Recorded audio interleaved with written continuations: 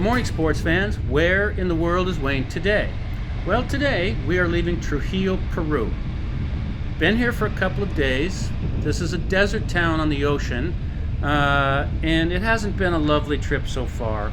There's a lot of garbage in this town and along the way. But today we're heading up into the mountains. We're heading to a town called Coraz, and Coraz is kind of a gateway town to Cordillera Blanca, which is also known as the White Mountains. It's supposed to be just gorgeous mountain scenery up there. And then tomorrow we hope to make our way up to Cañón del Pato, which is another beautiful canyon. So hopefully today we'll get out of the desert and up into the mountains. We've been missing that for the last 4 days, so let's go for a ride.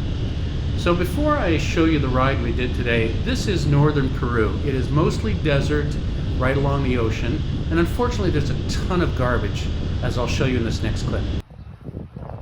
Unfortunately, in northwestern Peru, this is all we've seen for the last 2 days. Piles and piles of garbage along the streets. So this is a kind of a main thoroughfare here, and we're in Trujillo right now, and just piles of garbage everywhere. This van's gonna come blowing by me right now. We spent the last 2 days driving from Ecuador down through northwest Peru in the desert. This is in the desert. It's actually on the ocean, but it's a desert here. And trash is just everywhere. Welcome to a third world country, I guess.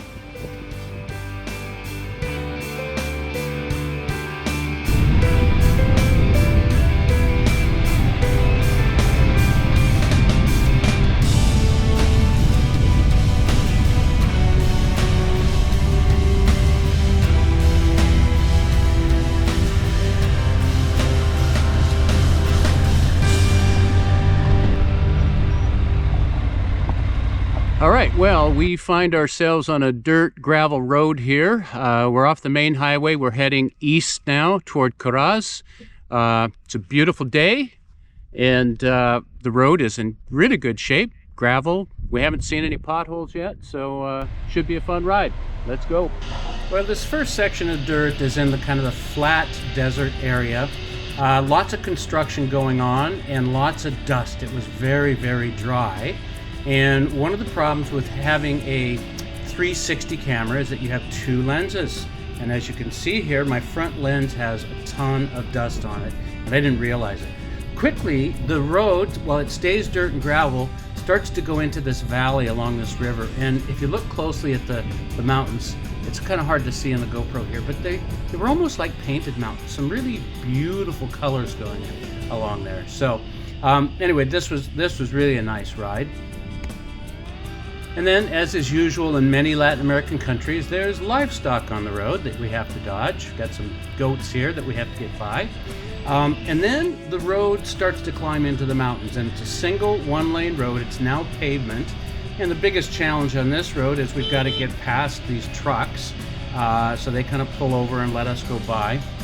If you've got 2 vehicles coming in opposite directions, it's a tight squeeze and people have to slow down. Now you hear us honking our horns because there's signs that tell us, honk your horn, let them know you're coming into a tunnel.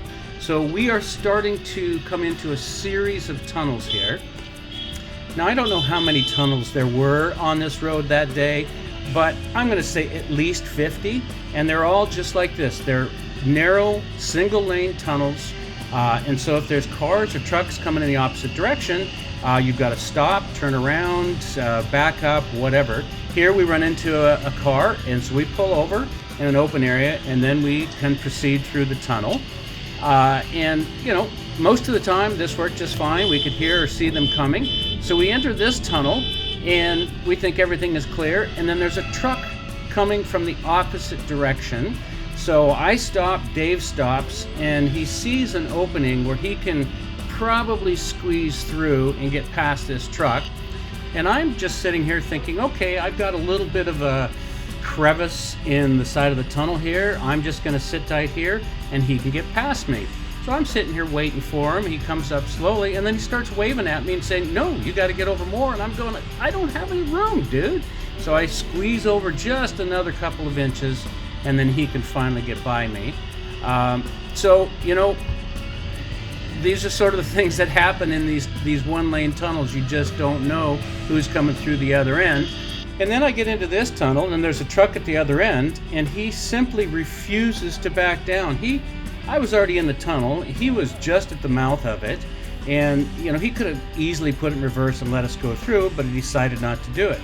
So I start to try and back up. I've got a big, heavy, fully loaded bike, and then Dave comes and gets off his bike and helps pull me out so that this guy can go past us. So it was a bit of a pain.